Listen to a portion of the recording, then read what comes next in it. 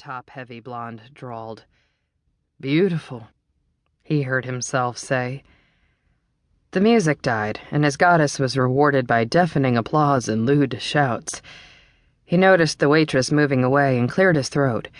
"How much for a private dance?" She giggled. "I don't do that. I just wait tables." He hooked a thumb at the stage below. "I meant with her." Disappointment flashed in the blonde's eyes. "That one's expensive." "How much?" he asked again. $100 out on the floor, $500 in the VIP rooms. Luke whistled softly. $500 to get the goddess alone? Pretty damn steep. On the other hand, he pictured her beautiful face, the heart-stopping body, and decided it could actually be considered a bargain. Ignoring the waitress's amused expression, he pulled out his wallet and did a quick count. "Arrange it," he said, his voice coming out gruff. "You got it, big spender." As she flounced off, Luke released a heavy breath. What the hell was he doing? What you were asked to do. Investigating. Well, sure. Morgan had ordered him to pay closer attention to the stripper, hadn't he? Nothing closer than a lap dance.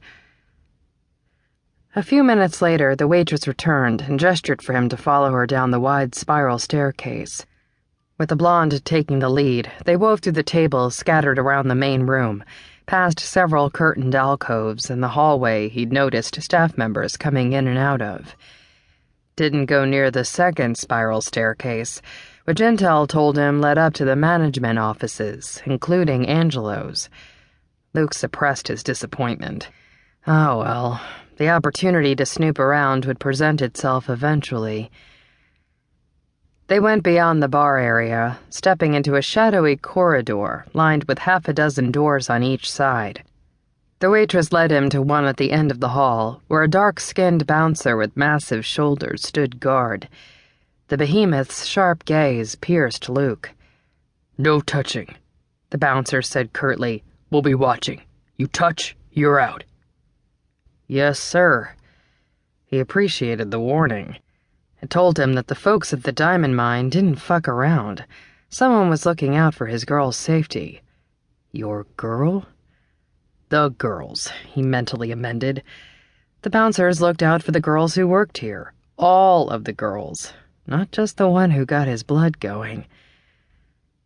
The big man opened the door for him, and Luke stepped inside, surprised by the tasteful interior of the VIP room.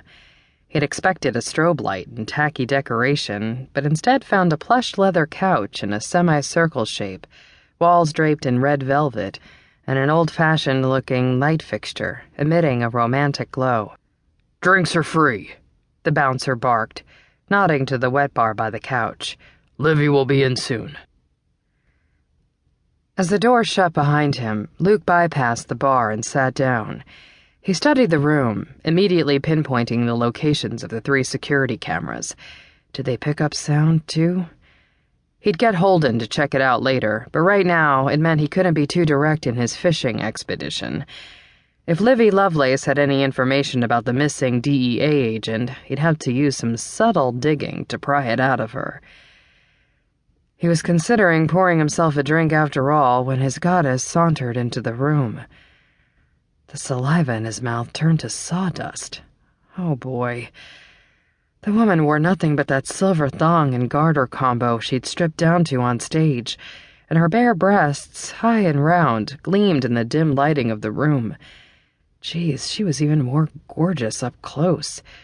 Smooth golden skin, movie starlit face, and tall, he realized as she walked toward him, hips swaying. He opened his mouth to say something. Hello would probably have been a good start, but no words came out. His vocal cords had turned into limp spaghetti noodles. She didn't speak either, just advanced on him like a wary jungle cat, green eyes locked with his. When she was standing a foot away, Luke saw her face change. Gone was the wariness, the tension in her jaw eased, and she went into seduction mode. "Hey there," she murmured. "Mary said you liked the way I dance."